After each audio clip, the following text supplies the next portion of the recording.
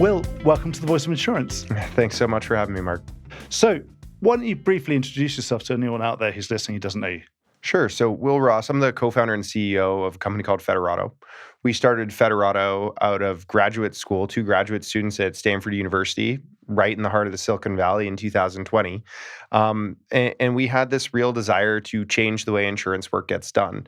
We are a verticalized software company, very much focused on AI. Both of us were AI researchers, both before going back to graduate school and after, and had a lot of background in enterprise software. But we really fell in love with all of the problems that surrounded insurance, and in particular became very focused on this idea that AI, especially in an industry like insurance, can be applied not just to sort of automate away jobs, but rather get very deep into what would it look like to reimagine aspects of this business. And in an industry like insurance that is very resilient, has been around for a very long time, but is also very inefficient, has plenty of room still to go, it's a great area to apply technology. Yeah, I suppose, insurance is by design. It has to be, it's one of these deliberately over-engineered businesses. It's a bit like when you look at those Roman aqueducts, you say, that Roman aqueduct, it's designed to carry this much water, but actually could carry about 100 times more because the Romans didn't mess about. They put solid blocks and they made sure, and I suppose that's what insurance is all about, because it's a highly regulated industry. We don't have too many failures, so we're naturally conservative. And that's what it's about. At the same time, it's an industry of continuous innovation. I try and stay away from this rhetoric of, the new perils, the new risks that we're going to have to confront. There have always been new risks, but that's exactly the point. And so there are aspects of this industry that are very stalwart and should not change. And there are aspects of this industry that have continually changed. And as a technology company, what you do is you live right on the knife's edge between the two. How did you get to know about insurance, though? Yeah. You weren't kind of fully formed straight away. No, we weren't. As I mentioned, I had worked in sort of the enterprise applications of artificial intelligence for quite some time prior to going back and doing these graduate studies. And I'd actually gone back with the vision of starting a company, not knowing what industry I wanted to apply it to. And the way we got pulled into insurance was a little strange. We actually got approached by some organizations who were attracted to a bit of research I was doing with my co-founder. And this research actually had to do with modeling cat perils, right? We don't call them cat outside of insurance, but in particular wildfires in Northern California. And it was through getting to know the insurance industry that way. We did not launch a cat model company. Federato is not a cat model company. It's not a wildfire model company. But we did start to discover some of the other problems that exist in the industry. And that's what we've always pointed our technology at, is sort of what is the problem that's underlying the symptom, if you will. Yeah, so what is the problem that you're really solving for with Federato? Well, look, a lot. And have I said it right? You said, obviously, it's been like, you say Federato, I say Federato, and we'll call the whole thing off. Is that, it's okay. I can't even hear the difference between those two. No, I'll tell you a funny story quickly. In the early days of any company, people won't have heard of you. As you start to come up the growth curve, nowadays, most people have heard of Federato. It's sort of hard to say you didn't, but there was this interesting time in the growth curve, 1-2 years in, where people would come up to you and say, "Oh, Federato, that's very interesting. I've never heard of you." And I would sort of say, "Well, I'm not sure that's true," because for the longest time, people would say Federato, right? Because that rate sort of thing in insurance just sort of stuck out in the RATs. Anyways, an aside, but you were asking a little bit about what is the it's often when you start a particularly a technology business, you start with a problem and then you solve the problem. Which problem are you solving for? Right. So again, we've been around for quite some time, and at this point, we are a platform with offerings across basically every aspect of the full policy life cycle. So that includes underwriting through to what has traditionally been called policy administration, through to claims, through to billing, and quite a few sort of small micro processes that sit in between. But I think the core ethos of what we have always been focused on is this idea that it's well understood that in insurance, no one risk matters. It is entirely about portfolio construction. The very idea of insurance is that these risks balance each other off. And yet, no matter where you go in the world, and no matter what the idiosyncrasies of a market may be, the reality is risk tends to be transacted on a one-by-one basis for the most part. There are exceptions. And the result of that, the interesting result of that, is that there are people in various stages of the process, be it underwriting, be it claims, that are left with a pretty unfair job. So a quick example is it fair to ask of an underwriter to not only analyze the features of a risk that sits in front of them, but also to understand all the hundreds of features of thousands of risks that are already in the portfolio, as well as all the hundreds of features of thousands of potential risks that could be in the portfolio, and then make a decision about whether or not this risk is truly the best fit? And the answer is, of course, no. What we do instead is we point that person at the risk in front of them. And yet that is not the equation the business is ultimately solving. And so there's this really interesting opportunity to apply AI into doing what no human, frankly, has the time to do, which is going out and looking at a much broader set of information. It turns out there's an application of that in underwriting, there's an application of that in billing, there's an application of that in claims. But this is really how we think about AI is, what can AI do that no human can do, right? And let's imagine that. And let's think about how an approximation for what a human might like to do if they had infinite time might enable sort of a step change in a business, not a small incremental one. So you're really kind of going for the core right through the whole, right through policy admin, through everything, through billing, the absolute sort of entrails of the industry, that those kind of systems that have embedded in there. Is that a difficult pitch when you're coming to people who've maybe had the same system for the last 15, 20, 30 years, and they know how fundamentally difficult it is to rip all of that out?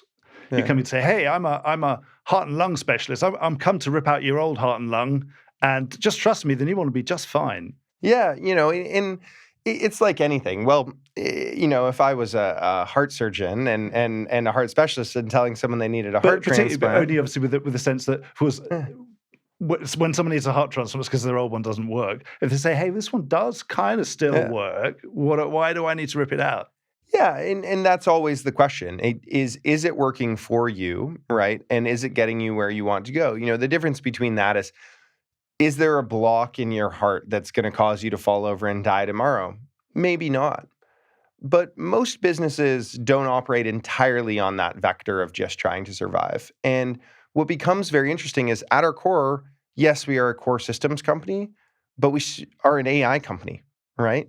And what our conversation with the market is really all about is people want the outcome. It is, for the first time probably since Y2K, a technology topic, is a top 2 or 3 issue for every board globally, including insurance. That doesn't happen all that often. Most senior managers at insurance companies today have never been in their executive seat and had a technology issue actually be top 2 or 3. And that creates an interesting discussion, because when you want an outcome, but the doctor is sort of telling you it may be difficult to achieve that outcome unless you make some slightly bigger changes than you might be used to, it just breeds an interesting conversation. And the beauty of it, Mark, is we do not have to have that conversation and convince everyone at once. I am not here to convince you that I am right and you are wrong or anything like that. Our job is about sussing out whether a critical mass of the industry starts to see through time what we have seen in the market, which is that the AI transformation they want isn't possible without some of these bigger changes. And then to gradually be there to meet those who are truly in need. And, we wouldn't have been as successful as we've been were there not that critical mass. And it continues to grow, which is why our company continues to compound at a multiple of revenue every year. So the problem is that a lot of companies running these old core systems are just not, you can't just chuck AI on top of it and expect that to work. The problem is it doesn't work. Is that really? And that's why they know that they need something that was designed as an AI native solution. That's right. I mean, let's talk about that term you just used, old core, right? When we say old core, what do we really mean? There's somewhere between 8 and a dozen companies that are on average about 36 years old. They cumulatively done 90 to 100 total acquisitions. They're really a patchwork of many small software companies, and they've been around for quite some time. The underlying issue that comes in that is for these companies that are sitting on these platforms, and they do vary depending on the geography around the world, but everywhere has more or less the same problem, is when you put AI on top of those systems, they inherit the underlying problems. And there are certain things that just structurally don't work out. The example I love to give is latency. I have yet to see the AI that is going to, yes, go out and call some sort of application interface, API, into another system and get some information back so that it can go do a job. But I've yet to see the AI that can somehow speed up the amount of time that it takes for that information to come back. And if what that old core system requires is 14 different calls in order to just rate an individual policy, Yeah. we have real examples where we have crashed physical servers in some of these old core instances because it's being run on premise, right? And AI isn't just calling that rater once, it's maybe calling it a few dozen times. And you start scaling that up across multiple policies, multiple users. There are just certain technological primitives that are behind. And when you talk about 36-year-old systems, you are going to run into those issues. That is the whole market opportunity we see, right? We picked insurance for two reasons. One was this way it was well suited to the types of problems AI solves well. I talked about that a little bit earlier. But then second, this sort of architectural challenge that the industry has. I wouldn't want to be competing in other markets where the core systems are 5-10 years old. That wouldn't create a great economic opportunity for us as a company. And Yeah. So yes, you don't. Keeping back to that heart analogy, you can't be making pacemakers for these old hearts that are going to kind of blow up at some point. you can. And I can assure anyone out in the marketplace, if you're looking for someone to sell you a pacemaker, They exist. they exist. Yeah. I will be happy to introduce you to them, and they will be cheaper than me. The question is, what are you trying to achieve? Yeah. Right? And if what you are trying to achieve is some sort of step change transformation in your business, which is what most boards are asking, you are going to have to go a little deeper. And it's a tricky spot. Again, boards are not exactly telling executives that they get to fail in doing this, but boards aren't telling executives that they can sit still either. Yeah. And that puts executives in a challenging spot. And one approach is, I'm going to buy a pacemaker to placate my board. But if you can't show any results and others are, again, everyone's going to make that business decision for themselves. Yeah, and again, if not, your employees are going to want to do it for you. They'll say, "Well, this is no good. Yeah. If I can't make this AI project work here, Yeah. and we're not going to do anything about it, I might go and work somewhere else where they will." There's certainly that talent risk, right? And talent doesn't move overnight, and so that buys that decision-making executive a certain time frame on which to make that judgment. And again, I don't need the whole market to make this decision overnight. I'm in no rush. I can wait, and so can you, and that's great. A market is formed when those two ideas come together. But I'd say the other thing organizations are realizing is their employees are using unauthorized AI on their personal devices at work. We see it in our systems. We can see copy-pasted justifications for underwriting that are very clearly written by generative AI, right? And the question becomes, do you want your employees going outside of these systems and sort of doing things off the beaten path in a way you can't control, or are you going to stay ahead of that investment? And that risk calculus becomes another part of the equation, which is, what is the risk I'm taking in doing nothing, or in the case of the pacemaker analogy, just doing too little, right? And every business can make that decision for themselves. So let's go back to those origins. You were discovering that insurance was an interesting use case for all of your skills. But how did you get the business off the ground? You decided, right, we're going to do Federato. It's going to be insurance, AI and insurance, the marriage of, and really core systems, right at the heart of the problem.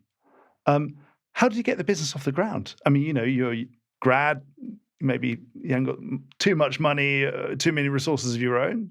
How did you do it? Yes, I was a very poor graduate student. I was in the U.S. educational system is interesting, and I have no problem saying very publicly, because I think it's important. The next person in this position hears that I was in hundreds of thousands of dollars of debt, and I was very fortunate to be in the heart of the Silicon Valley.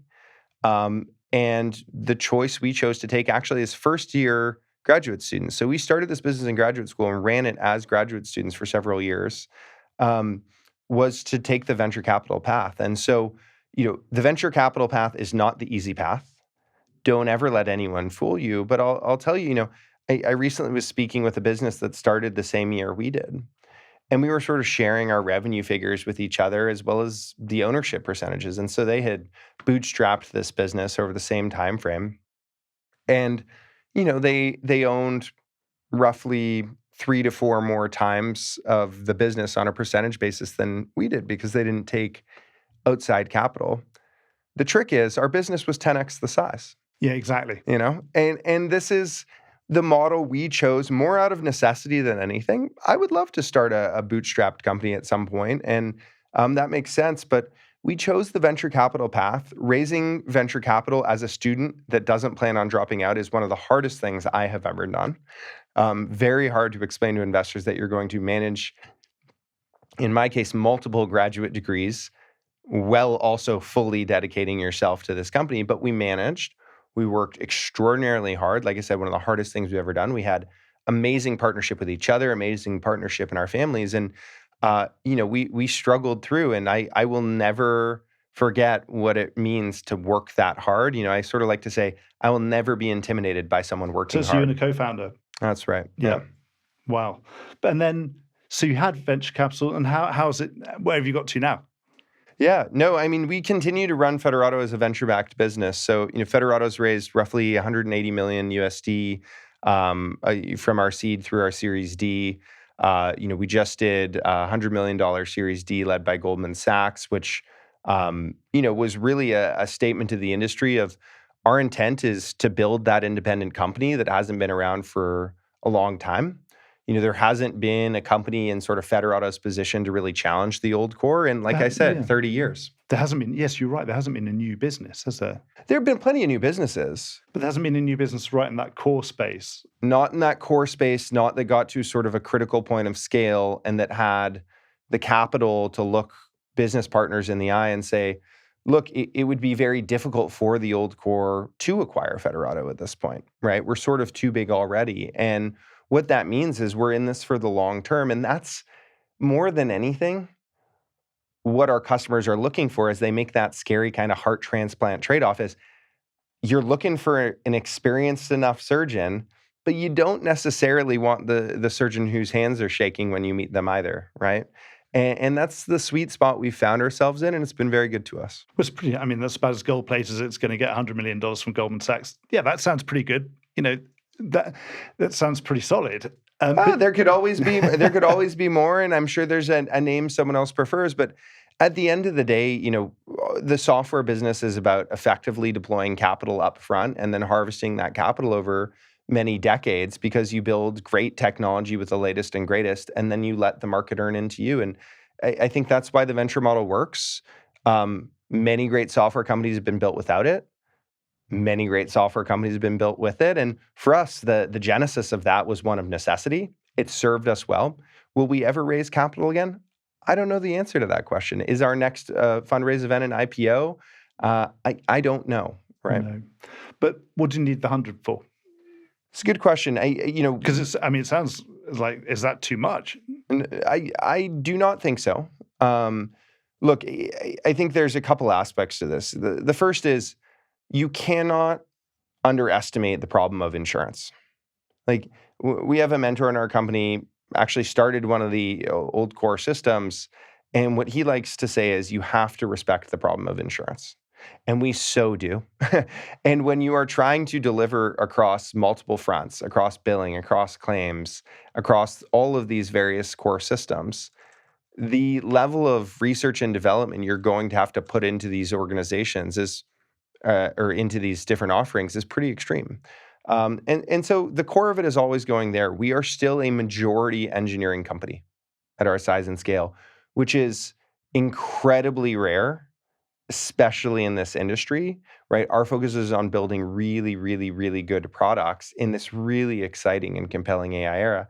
And then beyond that, part of the reason I'm here in London talking to you today is global expansion has become a huge part of what we're doing from a business perspective. Wow. So you're right, you're in the core, but is there any segment where you feel you've got a particular added advantage? It's a good question.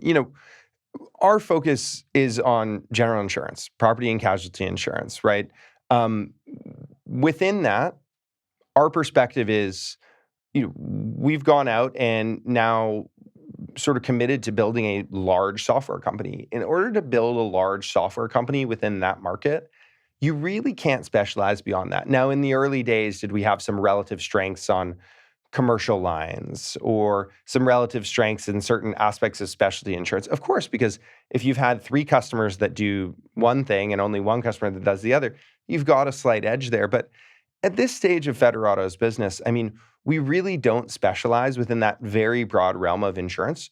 We are not a life insurance software company. We don't play, in the health insurance game. And there'll occasionally be, small products like, very small device, warranty insurance type products. We don't play a whole lot in those spaces because we just don't see as much opportunity for the AI and innovation. But our appetite, if you will, is extraordinarily broad, and our experience is extraordinarily broad. So it sounds like, apart from the obvious, you're in the non-life space. Apart from the obvious, there's almost nothing that you'd say, well, we're definitely not focusing on, other than those ones you just said. We've done everything from various aspects of financial lines, professional lines, even surety, to all sorts of different flavors of property and casualty. But highly structured, layered risk.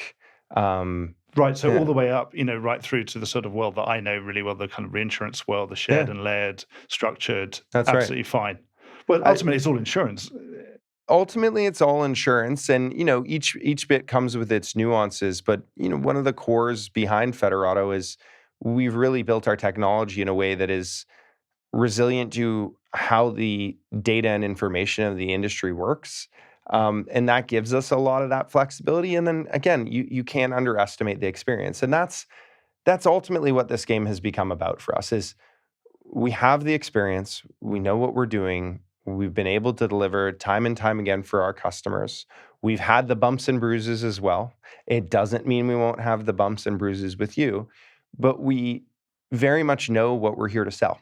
Right? We very much know what the potential shortcomings are. And for those organizations who are looking for a trusted partner that is actually AI native and can actually take them on this journey, and that isn't a bet and a hope and a wish, we're in a pretty unique position. But definitely not broking, or you wouldn't rule that out? That's right. Well, look, I mean, in various markets around the world, you have this incredibly interesting dynamic happening right now, which is more and more underwriting capacity is shifting into various forms of brokerage, right?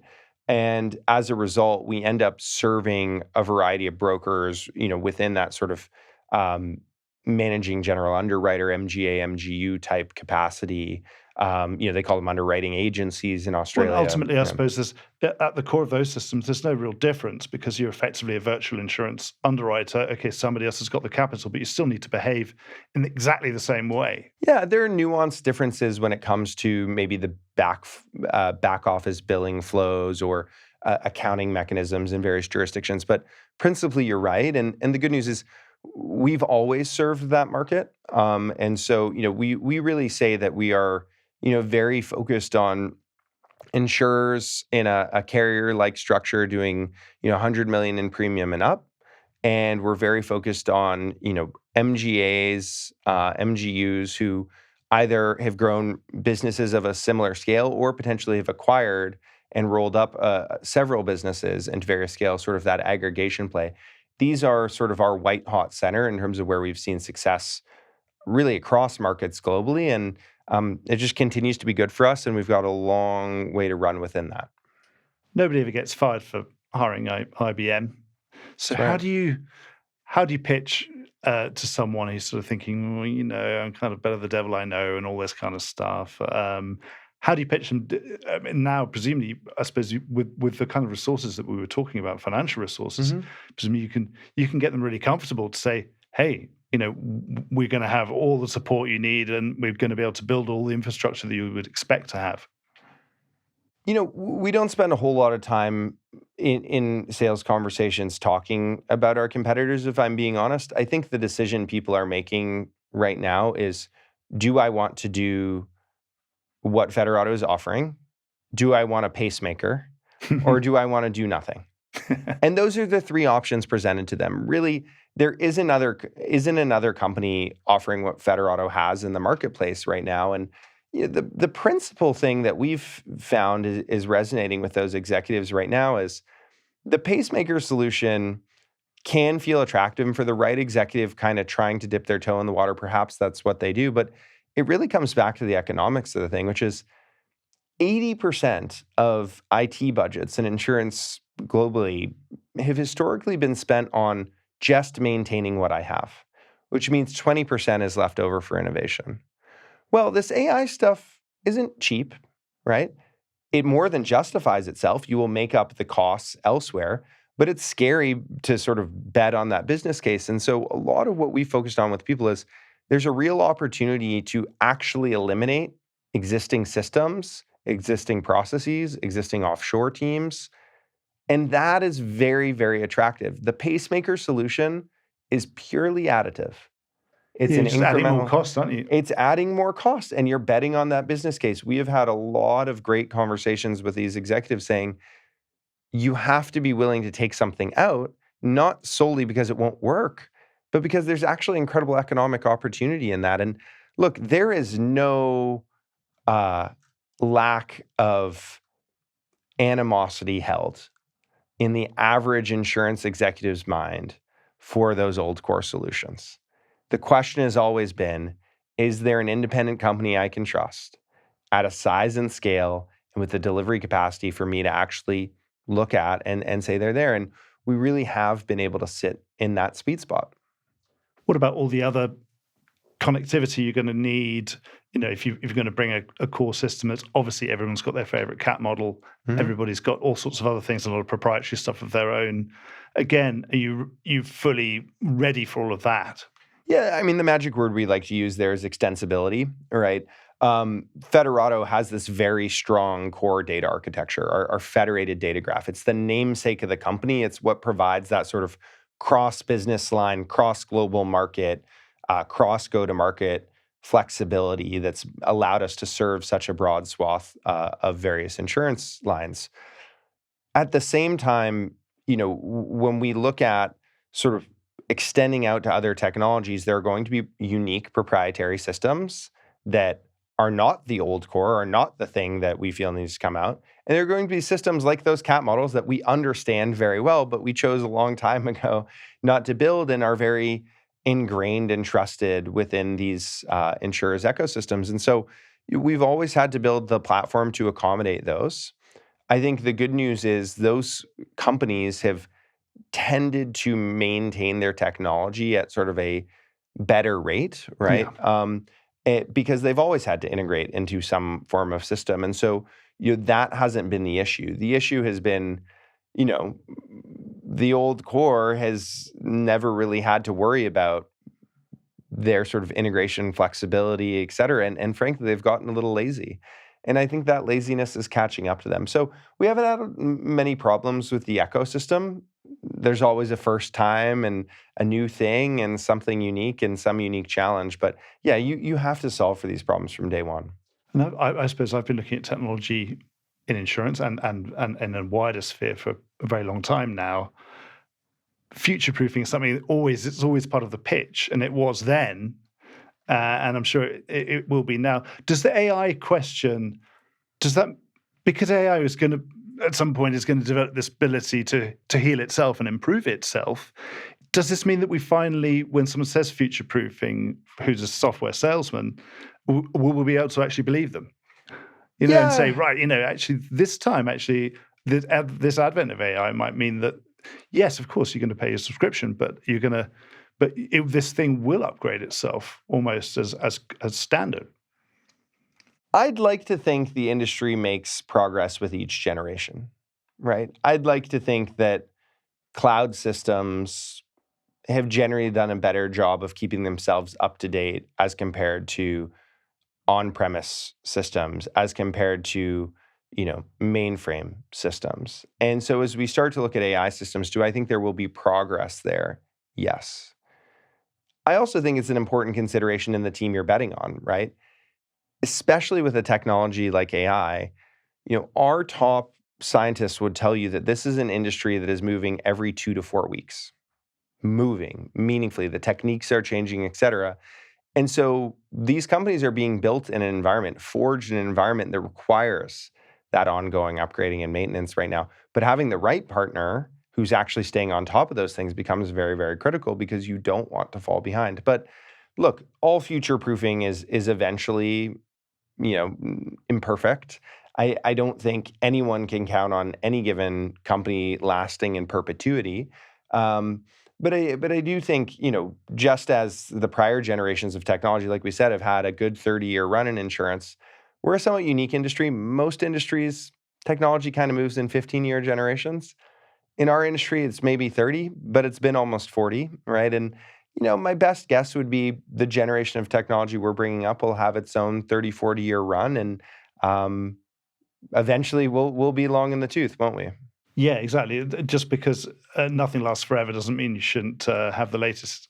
Yeah. And obviously, once everyone starts adopting this kind of technology, and really your competitors down the road are getting the benefits of it, and you're being left behind, it's too late by that stage. It's sort of the fallacy of the indisputable argument, isn't it? Right? I won't change my core system because there's no way this next system could be future-proof either. I mean, didn't you just admit the last system wasn't future-proof? As we're never going to have the insurer that actually knows you're going to have a loss and says, "I can't insure you because actually I know your house is about to burn down tomorrow." That's right. Luckily we know that will never happen.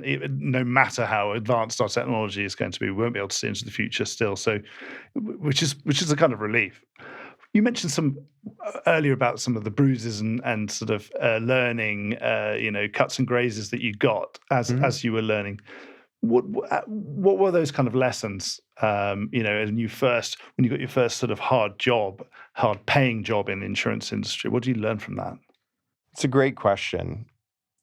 Bruises are inevitable, and I will tell you that, this gets back to a little bit of that idea of you can never stop respecting the problem of insurance, right? People like to say once you've seen one insurance company, you've seen one insurance company.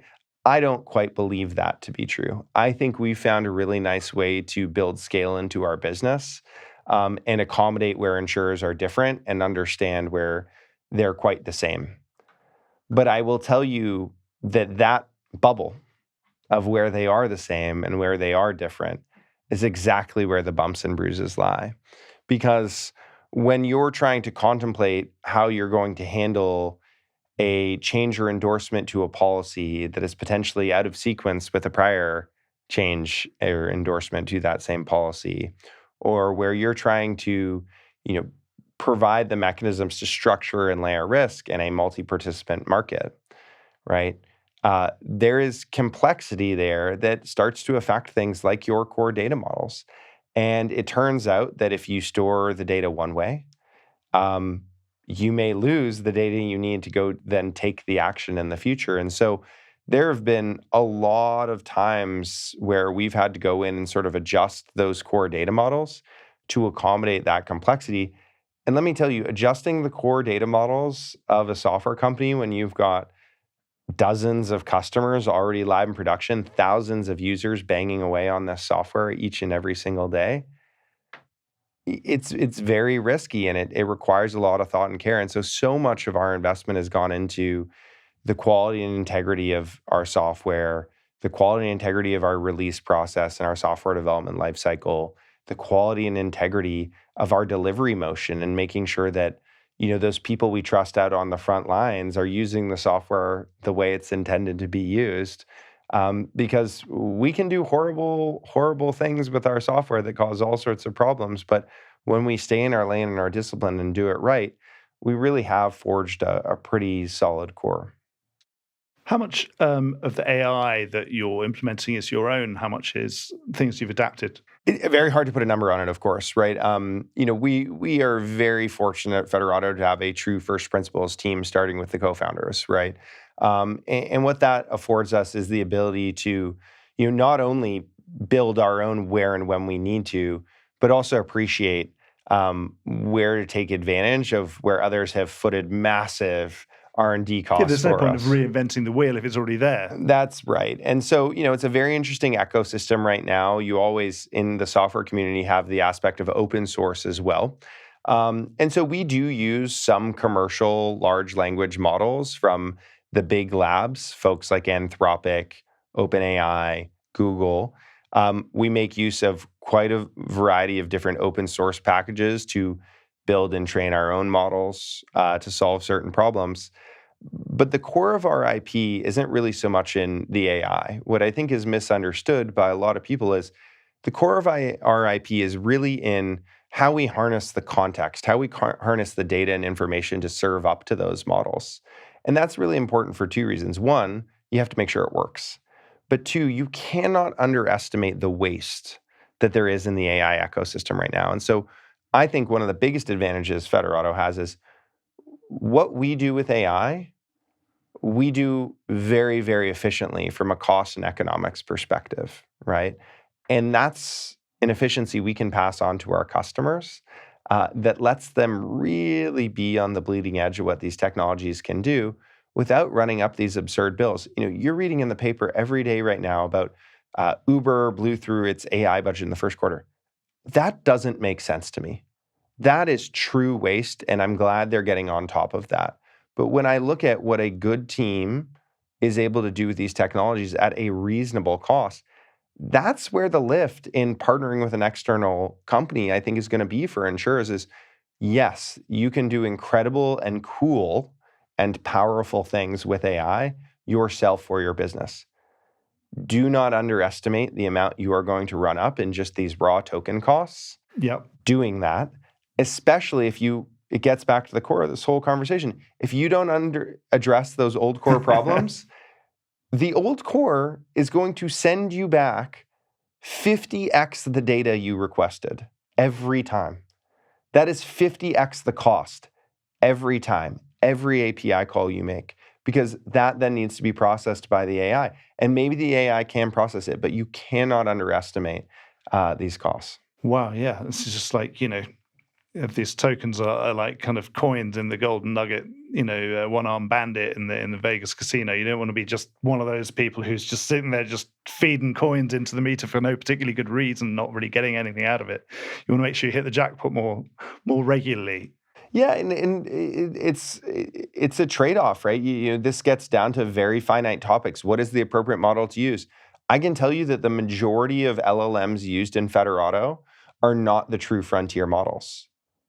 We are able to solve most of the aspects of what we need to solve using these more compact sort of, Google would call them flash, or, they have different names, light, right, style models, which are much lower cost. And again, that's a cost we can pass on to our customer.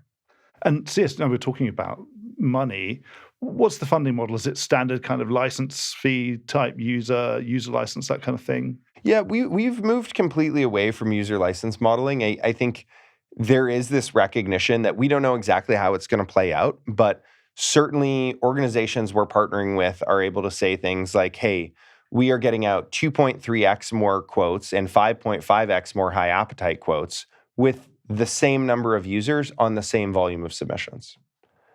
Well, that's a more attractive option than eliminating jobs to most businesses. Most businesses, if they can grow profitably, it's a very attractive option. And forget we're in a fantastic industry that's still completely even in the most advanced economies in the world, it could sell more insurance in this under-penetration. That's right. And so when I look at that, I say being aligned to a user-based model is not to sort of our advantage. And so instead, what we sort of focus on is insurance offering by insurance offering. And when I talk about an insurance offering, what I mean by that is sort of a distinct set of rate factors, rules, and ultimately paper and forms that are going to form the insurance policy that make up some form of insurance product. And the reason we call it an insurance offering is because, an MGA might call that a program. A large carrier might call that a line of business. It's called many things in many places. At its core, what we've done is we've aligned our model to say, if you want to apply AI to the collective underwriting, billing, and or claims processes, of an insurance offering within your portfolio, this is the cost. And if you'd like to sustain that across multiple and roll us out gradually, this is what that's going to look like. And it's So been more like very a attractive. So it's like it's a fee model. I mean, you're sort of doing the job and saying this is what it's going to cost for this. You're That's sort of billing as you go. That's right. It's what we would call a commit and consume model, and this is very familiar to a lot of organizations out there. It is not a familiar way to purchase core insurance software, No. but it's how all of these organizations are already buying, for example, their cloud compute. So if you think about Microsoft Azure, what they call Mac credits, right? Consumption credits. We have a very similar model. This is also how people buy data products like Snowflake. So this is a very well understood model to the CIO, to the procurement office. And it's one that's well received because critically in that model, I'm also not attaching to some percentage of premium, which is the other model you see in the space. And we like to say it avoids this kind of growth tax, which is if my AI is going to unlock a bunch of growth for you, that should be your growth. I should get remunerated in a fair way for the services I'm providing, and I should be able to more than cover my costs and continue to innovate. But we see a huge opportunity to deliver these systems at a fraction of what a lot of the old core maintenance costs are. And so in many cases, they're able to self-fund the transformation, or at least part of the transformation, with the costs, and then keep a lot of the upside and know that we're not taxing them for those incremental dollars of premium we're helping drive. That's good to hear because it's sort of tempting to go for that, but I don't think it's good to know that you're not the underwriter. They still have to do the underwriting. That's right. And how much of that underwriting they want to codify in our systems and have the AI handling versus rely on the human ultimate judgment, which there's always some amount of that. That's a business by business decision. And I would even argue it's an insurance offering by insurance offering decision. Marine hull underwriting in Lloyd's, submission volumes are not massive. The problems you are solving are very different than looking at a wholesale commercial property business in the States. Yeah. And so the application is for the business. Our big thing nowadays is sort of it's not what can you automate with AI? The discussion is what should you automate with AI? And that's a much more interesting discussion. It's interesting to say something like marine hull. Of course, you might not have a huge volume because there aren't that many big ships in the world compared to cars.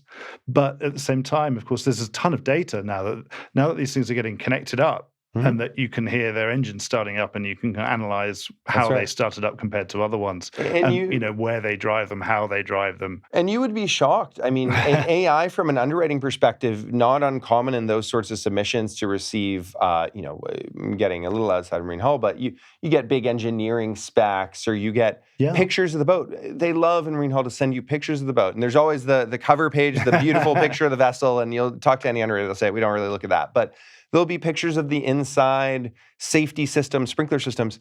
You better believe that these models can interpret that imagery as well.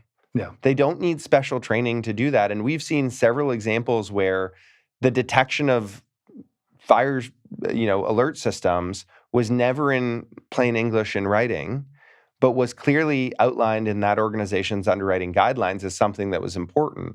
And it was identified because of a picture on page 72 of a 148-page document. So we've seen the sprinklers. Yeah, it's fine. Yeah, exactly. And so it really is, I think people are still massively underestimating what fraction of the underwriting process that AI can truly do. Yeah. It does not change the ultimate judgment and decision-making, but what we're seeing is a pretty meaningful shift away from, frankly, clerical work of an underwriter and towards really this way of interacting with our systems that I almost describe as command and control, where the first thing you see almost looks as if it's a referral from the AI itself. Yeah. Right? How do you think AI is going to change the insurance business? Say, let's give it the medium term, let's say 5 years and then 10 years and beyond. Mm-hmm. What's the most change? Do you think it's that first change we'll see in 5 years that most underwriters will be getting very used to be effectively being referred? They're the senior underwriter who's being referred something by this junior who's in this indefatigable junior that they've got that is underwriting a lot of the stuff that is the kind of, the bread and butter stuff that's the non-problematic stuff on their behalf using the guidelines set down by that senior underwriter or the chief underwriting officer. and then they'll be saying, yeah, this one doesn't fit. What do you think? Yeah. You know, I hate that view, and I'll tell you why. Because that view assumes something very common, which is that the senior underwriter knows best, and the junior underwriters will go away. And Or it might I be more don't that want the junior underwriter is saying, hey, I've spotted this thing. This seems to correlate that the ones with the green sprinklers are doing better than the ones with the red. What do you think? But to answer it, I think the ultimate application of this is going to come into those underwriting guidelines that today manifest as binders of pages, of portfolios, of just things that no one ever has the time to search and read, let's be real, are sort of the encapsulation of that senior underwriter's knowledge. At the same Yeah. time, you have an aging workforce. And I think people are massively underestimating the opportunity, which is when what that junior underwriter receives is a guideline-driven analysis by that infatigable, right, analyst that happens to be a machine, happens to be AI. Not only is it accelerating their job, it is more likely to point them to the sorts of information that perhaps left to their own devices they wouldn't have known to look at in the first place. So much of underwriting historically, or claims, or pick your profession, has been about, given the 1,000 questions I could ask, allow me to use my expertise to ask the 10 best ones that I actually have time to ask. Yeah. AI doesn't have that problem. AI can ask all 1,000 questions every time. And there aren't always answers to those 1,000 questions, and that's okay. But the likelihood of sort of stumbling upon that nuance, you're almost able to take a brute force approach to the breadth of information and then surface up what is most relevant in, again, the context of those guidelines, those codified minds of the senior underwriters to those more junior folks. And so I think there's a tremendous opportunity in insurance for that younger workforce to come in and be very, very effective much more quickly than they have historically. Right. Yeah. And what do you think? I mean, anyone out there who is fearing AI, what do you what sort of person is the type of personality is the one that's going to should have the most to fear from AI? Well, look, it's becoming a bit trite, but I am a believer that, it's not about having your job replaced by AI. It's about having your job replaced by that young person who's leaning into these technologies that can run circles around you. And it is becoming a bit trite. That doesn't make it untrue. But I think the folks who are using these technologies and leaning in actively, they exist in all ages, right? They exist in all corners of your organization. And it's inherently driven, as all things, by a certain level of curiosity. We ran an AI hackathon for our own business just 2 weeks ago. Most of the teams were composed of majority engineers because we're a majority engineering organization. Do you know who won? Human resources. Now, they had 1 or 2 engineers to help them, but that is a team of super bright, and all the submissions were incredible, but super bright, super thoughtful individuals that came up with something really, really thoughtful, right? That's going to change the way our organization works. And you've got to look for that sort of curiosity in everything you do. And when has that not been true? But this is the greatest technological shift of a generation. And certainly curiosity will rule the day. What do you think is the long-term ambition? What's your long-term ambition? What are the prospects that you've got in front of you here? Right. And what's the scale of your own ambition for this business? Yeah, we've been quite clear, right? Our ambition is to build a generational company, right? We have capitalized this company and run this company in a way that has the breadth of capability, the structure of workforce, the structure of business model, and the resources to be around for the long term as an independent player, right? What that means in terms of exit structures and things like that, how software companies sort of find liquidity for their early investors has changed dramatically. Not every company goes public nowadays. Perhaps that will return, perhaps it won't. That's not to me. But my goal has always been, right, to build a company that is still alive when I die. And that's very important to me. You mentioned IBM earlier. I started my career helping build Watson at IBM. And when you think about that company, there's a great book, right? So You Think Elephants Can't Dance by Lou Gerstner, who turned the company around. And he talks about getting there and realizing that the Watson family, who had started the business, had inculcated this business with a set of values, right? And what an amazing thing to leave behind in this world is something that can live longer than you, that can change a really important industry for the better, right? And that can be your own little dent in the universe, as people like to say. So you kind of answered my last question, which is kind of what kind of entrepreneur are you? There are at least two types. There's the one you were describing was the one that wants to leave. Okay, it won't be your name above the door. It's not going to be Ross Industries, but it's going to be Federato, something where you want to keep this going. Or there are other types of entrepreneur that are much more, let's say, have slightly shorter attention span, but no less focus, because they often tend to be serial problem solvers. That right. They solve this problem. All right, AN insurance, yeah, good, done. And then I'll move on to do something else. It's sometimes a natural thing. And the next thing I'll be doing will be satellite systems or whatever. It could be something else completely different. But again, probably using that problem-solving skills that they've got. But with you, it sounds like you're much more, you take this idea and then take it to its logical conclusion. And then it's the sort of thing you could leave to your grandchildren.